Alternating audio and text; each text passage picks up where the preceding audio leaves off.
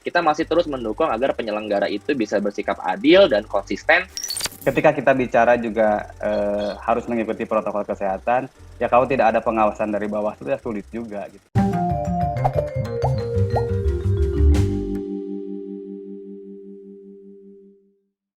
Tadi seperti juga Gani bilang bahwa semua orang isi kepalanya ini masih soal pandemi COVID gitu. Nah, Betul. Ini ada berita menarik juga kemarin bahwa ternyata semua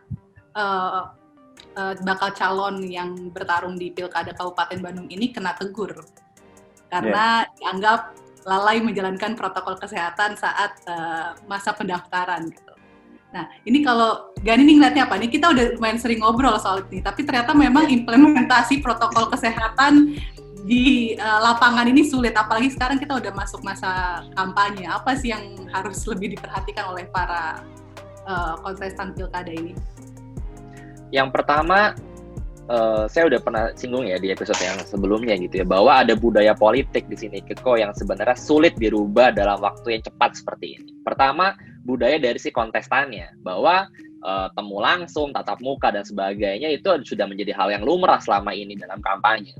Yang kedua, kita suka tidak suka, para pemilih ini juga sudah terbiasa ketika kampanye itu saatnya mereka ada politik transaksional dan sebagainya, yang transaksinya bukan harus uang ya, tapi dalam artian hiburan, mereka bisa dapat panggung segala macam. Mereka tahu momen pemilu adalah momen mereka sukaria gitu ya. Tetapi bagaimana mengikuti protokol, apa mungkin mereka disiplin atau tidak, itu sebenarnya tugas si pengawas pemilu itu sendiri dan juga KPU dalam hal ini gitu ya. Kalau misalkan penyelenggara pemilu bisa tegas untuk semua calon, saya rasa pasti semua calon bisa untuk mengikuti itu. Karena kan yang menjadi isu sensitif sekarang adalah perlakuan, mungkin nanti isu-isu tidak adil lah, si calon ini sudah mengikuti protokol, ternyata calon yang lain tidak mengikuti protokol. Nah, itu kan sebenarnya hal-hal yang harus dimitigasi, dan sampai saat ini kita masih terus mendukung agar penyelenggara itu bisa bersikap adil dan konsisten. Dan yang terpenting adalah juga kemauan dari tiap calon dan juga tim suksesnya dalam hal ini, bahwa sama-sama ya COVID ini adalah masalah bersama dan kita harus memberikan contoh. Nah, kembali lagi ke Kang Atep, bagaimana komitmen Kang Atep sendiri dan juga strategi yang sudah dimasak untuk bisa tetap melakukan kampanye, tapi sesuai dengan protokol kesehatan? Ya, dan tentu. memastikan yang kemarin tidak terulang lagi tentunya. Betul. Kita juga tidak ingin terulang lagi hal-hal seperti itu. Ya mungkin karena terlalu euforia sehingga lupa gitu. Bahkan ketika kita bicara juga harus mengikuti protokol kesehatan, ya kalau tidak ada pengawasan dari bawah itu ya sulit juga gitu, pasti mereka melanggar. Artinya kita juga ingin perjalanan pilkada ini tentu yang terpenting adalah kesehatan masyarakatnya.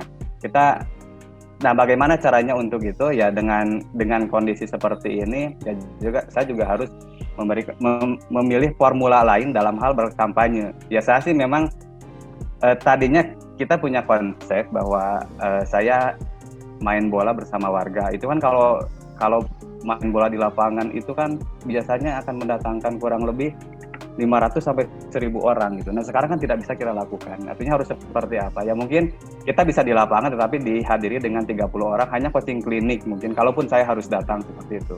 Sekarang cara-cara saya lebih ke door to door sih, tetapi dengan tetap protokol kesehatan, bukan hanya memakai masker ya, memakai sarung tangan, artinya tidak bersentuhan langsung, hanya bertatap muka aja. Itu yang sekarang saya lakukan, karena kalau door to door seperti itu otomatis tidak datang ataupun tidak berkerumun lah gitu.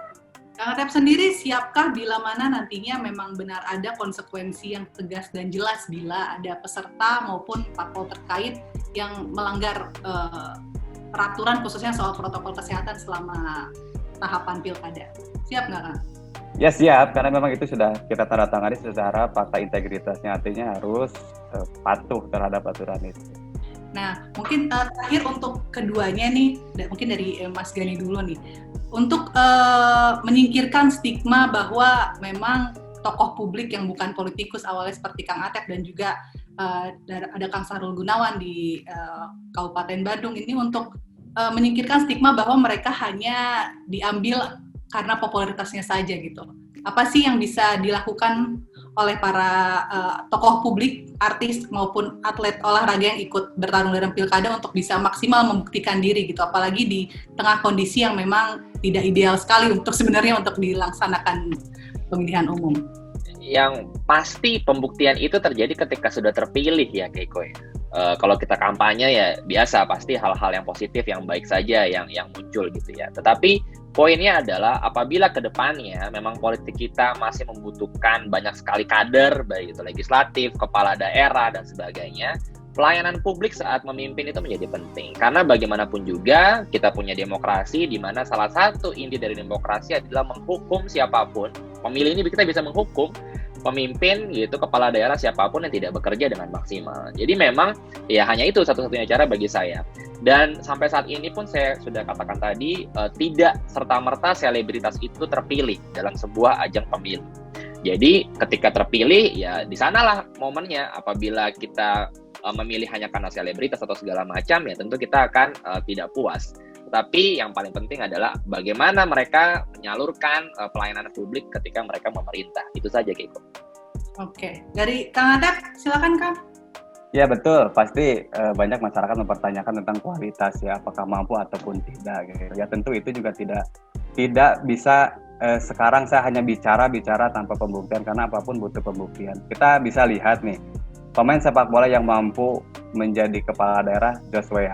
Ya mungkin itu salah satu inspirasi saya gitu. Kenapa saya maju di dalam pilkada ini. Artinya seorang atlet juga mampu untuk jadi presiden kan kalau Joshua. Kalaupun saya seorang atlet juga kalau memang nanti terpilih, saya yakin saya mampu karena saya juga akan bersanding dengan orang seperti Bu Yena itu kan lebih memahami dalam hal pendidikan, kesehatan, ataupun dia lebih menguasai dalam hal wirausaha ataupun pengusaha. Artinya seorang pemain bola juga bisa dikatakan mampu karena memang dia juga punya wawasan, punya kompeten lah.